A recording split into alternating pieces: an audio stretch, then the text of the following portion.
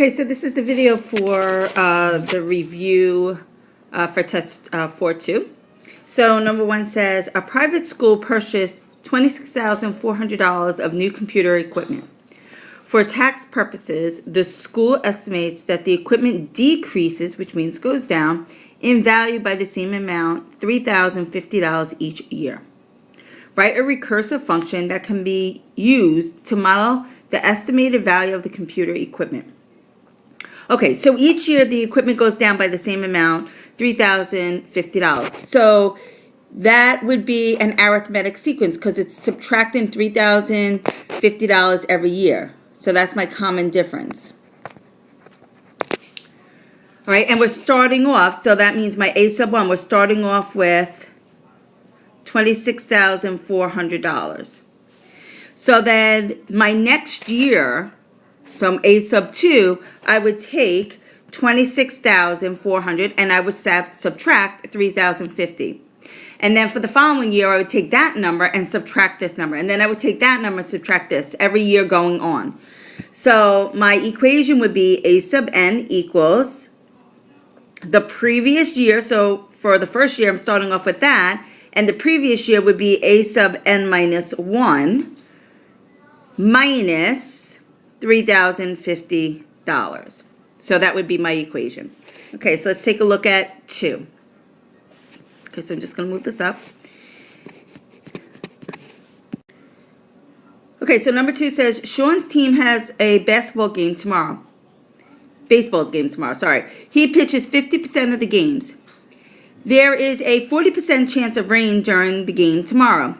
If the probability that it rains given that Sean pitches is 40%, are these two events independent, dependent, or mutually exclusive? Justify.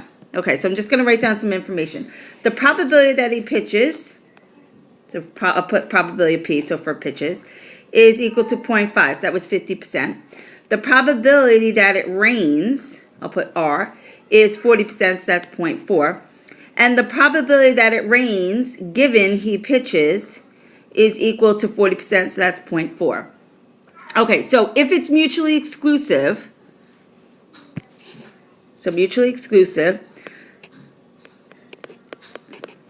so that would be the probability of pitching and rain has to give me 0, right? If this is true, if the probability that he pitches and rains is equal to 0, then it's mutually exclusive. So the probability of pitches and rains is the probability of pitches times the probability it rains. Does that equal 0? So the probability of pitches is 0.5 times the probability of it rains is 0.4. Does that equal 0? No, because that's 0.2 does not equal 0. Therefore, it is not mutually exclusive. Okay, so let's take a look at independent. Okay, so if it's independent, then this is something that I know. That the probability that it rains is equal to the probability that it rains given that he pitches. All right, so these two would have to be the same. What's in the front has to be what's the same over here. That's why I picked R to be over here because I have this here. Okay, to put over here. So the probability that it rains is 0.4. The probability that it rains given he pitches is also 0.4. So this is true. Therefore, this is independent. Okay, so let's talk about number 3. Okay, number 3 says, determine the end behavior using as x goes to negative infinity, f of x, that's your y value, goes to what? And as x goes to infinity, f of x, which is your y value, goes to what? So this is from a long time ago. So just plug this in your calculator and graph it, and we'll do a little sketch. All right, so plug this into your calculator into y equals. All right, so when I plug that into the calculator, it looks something like this. Okay, so I want as f, sorry, not as f. Let me redo that.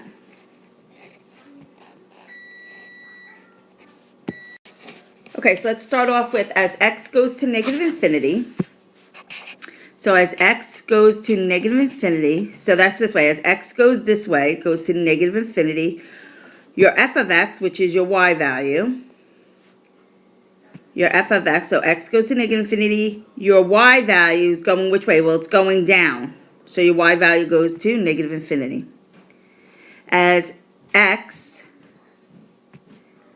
goes to infinity, f of x goes where?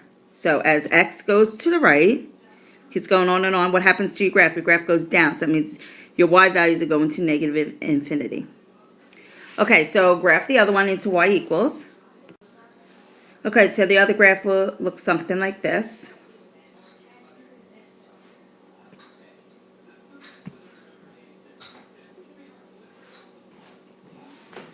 Okay, so as x goes to negative infinity, we want to know what happens to the y value, f of x. So as x goes this way to the left, what happens to your graph? Your graph goes down as it keeps going to the left.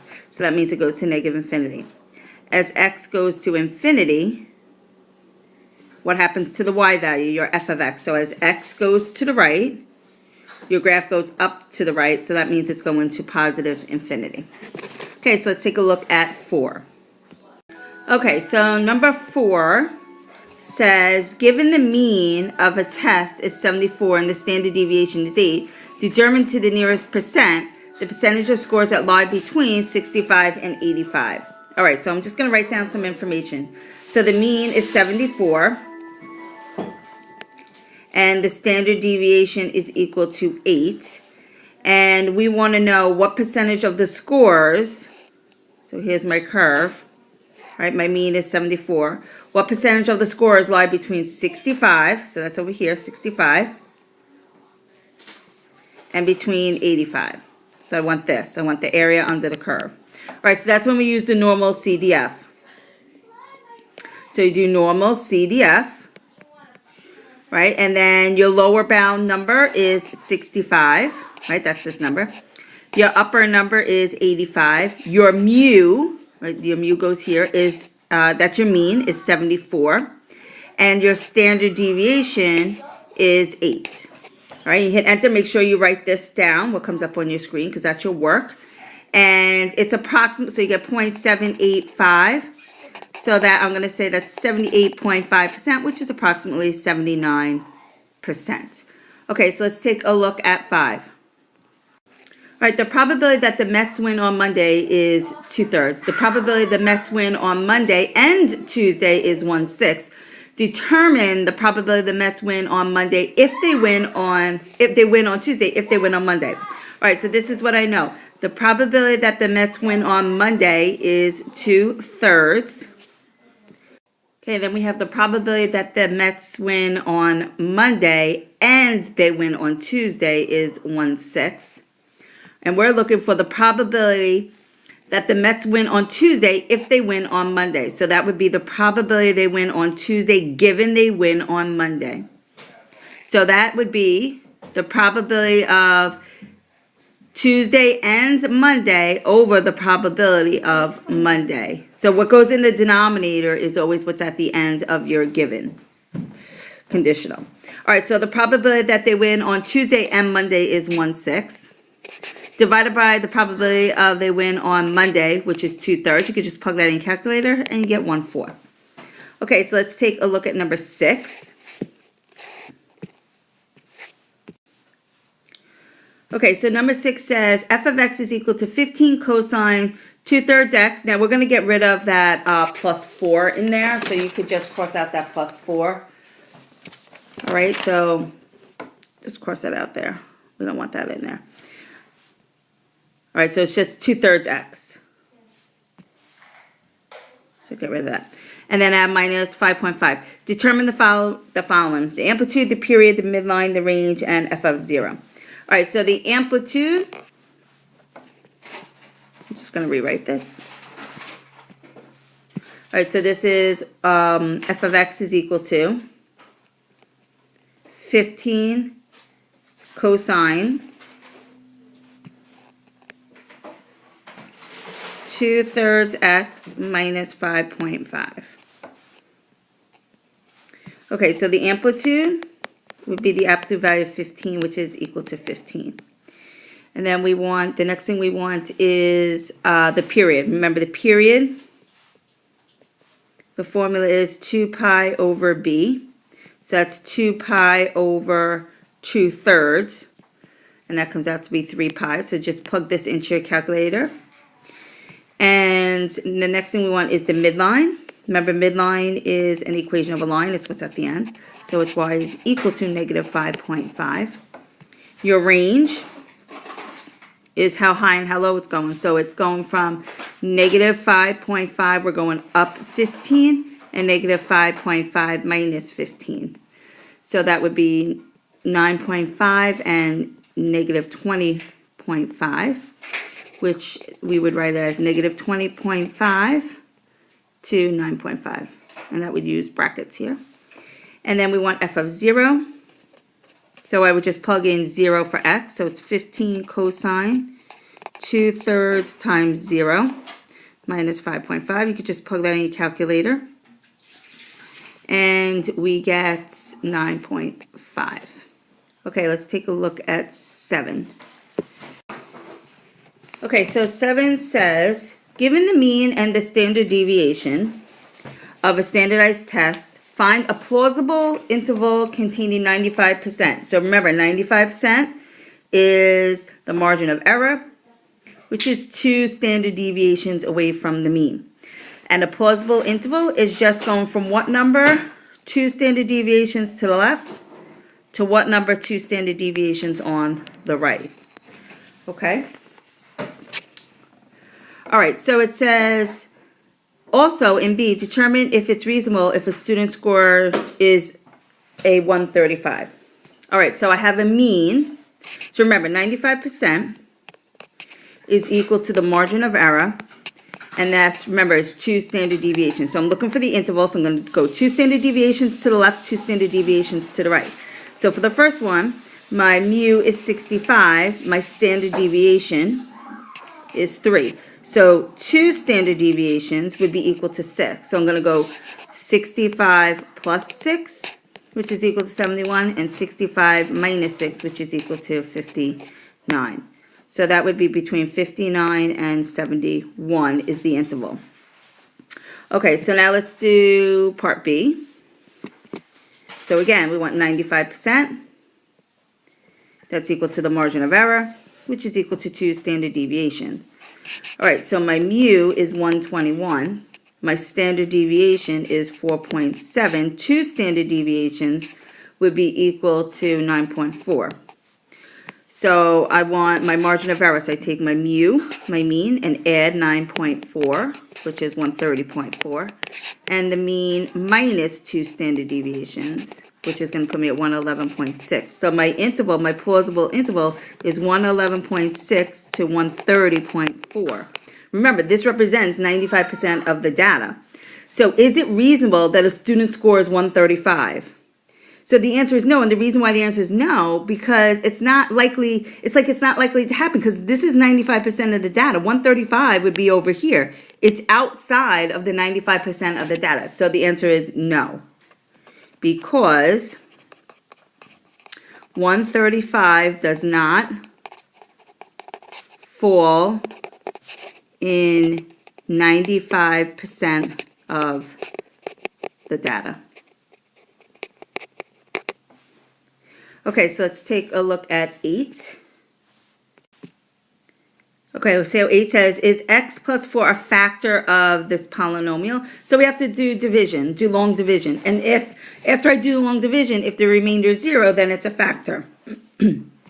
All right, so we're dividing. So it's x plus 4. We're dividing that into, I will have no zeros because I have all my variables, all my terms are filled. So I have x to the 4th plus 3x to the 3rd minus 6x squared minus 6x plus 8. So remember, if any of these terms are missing, right, it has to go in a descending order. You have to put in a 0. Okay, so we say to ourselves, x times what gives me x to the 4th? That's x to the 3rd, so that goes right above the x to the 3rd. Multiply down, so it's x to the 3rd times 4 is positive 4x to the 3rd.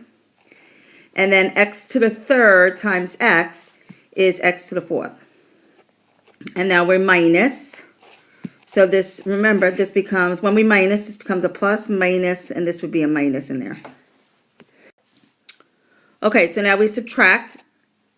This is 0. 3x to the third minus x to the fourth is negative x to the third. Bring down the next number, which is minus 6x squared. Now, x times what is negative x to the third would be negative x squared. Multiply down, so we get negative 4x squared. And negative x squared times x is negative x to the third. So remember, we're minusing. So this becomes a plus, plus, plus. So I get 0 here. Negative 6x squared plus 4x squared is negative 2x squared. Bring down the next number, which is minus 6x. And then we have x times what is 2x squared. That would be negative 2x. So multiply down, we get negative 8x and negative 2x squared. So we're minusing. So this becomes plus, plus, plus. So this is 0. So we get 6x plus 8x is 2x. Bring down the next number, which is plus 8. X times what is 2x? That would be 2. Multiply down, I get positive 8 and positive 2x. Remember, we are subtracting. So this becomes plus, minus, minus. So that's 0, and 8 minus 8 is 0. So since the remainder is 0, x plus 4 is a factor. So let's write that down. So yes, x plus 4 is a factor because the remainder after long division is 0. Okay, so let's take a look at 9. Okay, so number 9 says, find the equation of a parabola, or given the equation of vertex, focus, and directrix. We want to come up with the equation or come up with this information given either one of these. All right, so we're going to start with A. Okay, so for 9A, we are given the vertex and the directrix. So we want to come up with the equation for the parabola. So remember, the equation for the parabola is x minus h squared equals 4p times y minus k. Remember, that is not squared. Remember, h, k is the vertex. And p is the distance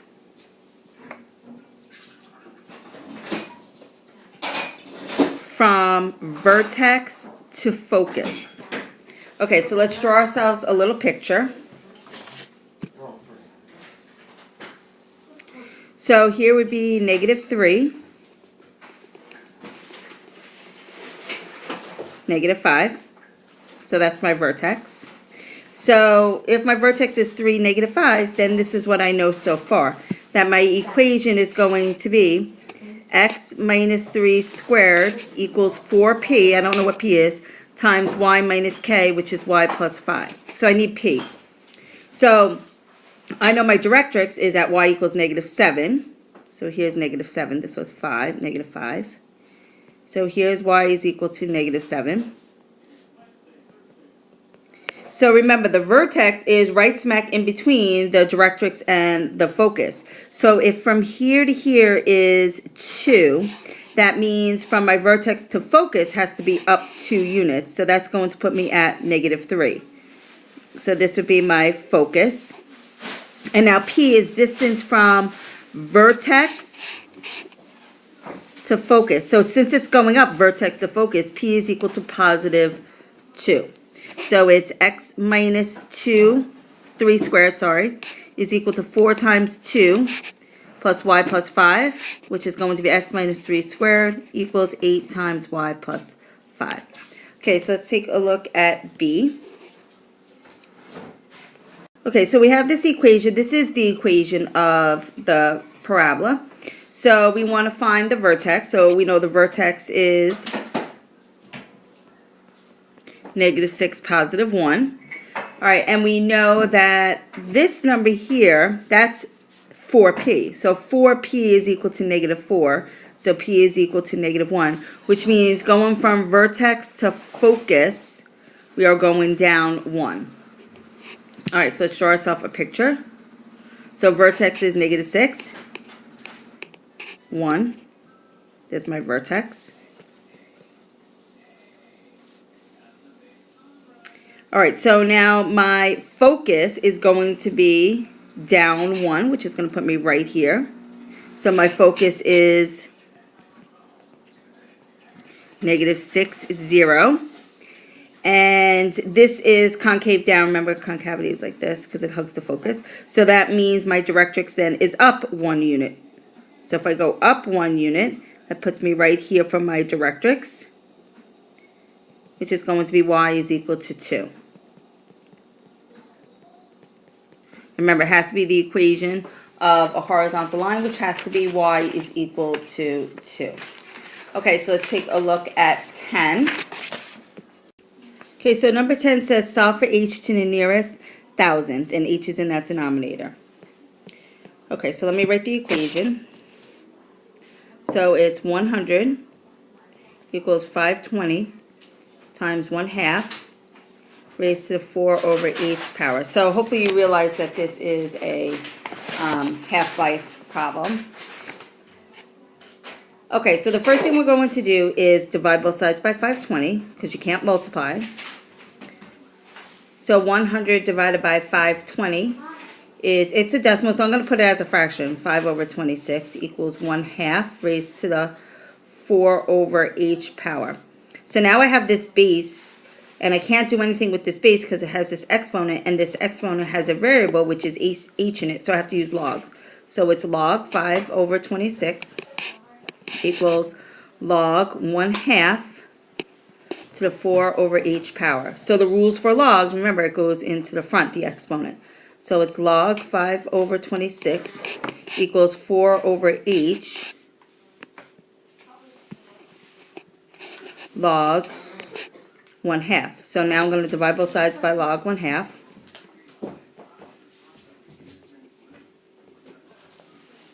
So I have 4 over h equals, just plug this into the calculator. And we'll plug that into calculator, you get 2.378511623. And I'm going to put this over 1 and cross multiply. So it's h times that number. So it's 2.378511623h equals 4. Divide both sides by 0.237851163. And the other side too.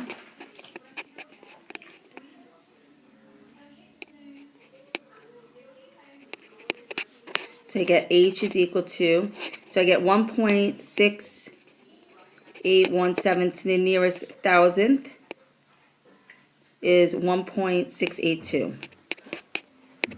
So that would be my answer. Okay, so let's take a look at 11.